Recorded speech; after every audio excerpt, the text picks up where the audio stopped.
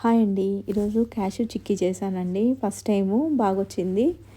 మీరు కూడా ట్రై చేయండి. ఇలాగా 2 కప్స్ క్యాష్యూకి 1 కప్ బెల్లం తీసుకోండి. ఈ క్యాష్యూస్ గీలో లైట్ రెడ్ వచ్చే వరకు కొంచెం ఫ్రై చేసేసి పక్కన పెట్టేసుకోండి.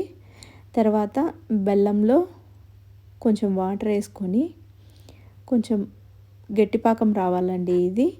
ఈ పాకానికి ఇలా చూడండి, ఇలా కలబెడుతూనే ఉండాలి. ఆ పాకం వచ్చేటప్పుడు కలపెట్టుకుంటూ కొంచెం వాటర్లో వేసుకుంటూ మనం చెక్ చేసుకుంటూ ఉండాలి. ఇలా చెక్ చేసేటప్పుడు ఆ పాకం ఎప్పుడైనా రావచ్చు, కొంచెము చూసుకొని మనం ఆ పాకం అనేది కొంచెము ఇలా చేత్తో పట్టుకుంటే మన చేతికి రావాలన్నమాట. బెల్లం వేసినప్పుడు ఆ వాటర్లో వేసినప్పుడు ఇలా చూడండి, నేను చూపిస్తాను. సేమ్ ఇలా అలా గడ్డకట్టాలి. దాన్ని మళ్ళీ ఆ పాకంలోనే వేసేయండి.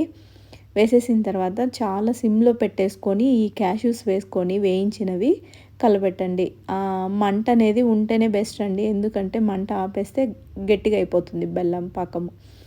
సో అట్లా ఆ క్యాష్యూస్ అన్నీ కలిసిన తర్వాత అలా ప్లేట్లో ముందే గీ రాసి పెట్టుకొని దాంట్లో వేసేసుకొని ఇలా ప్రెస్ చేసుకోవాలండి బాగా. అప్పుడే వేడిగా ఉన్నప్పుడే ప్రెస్ చేసేసుకోవాలి.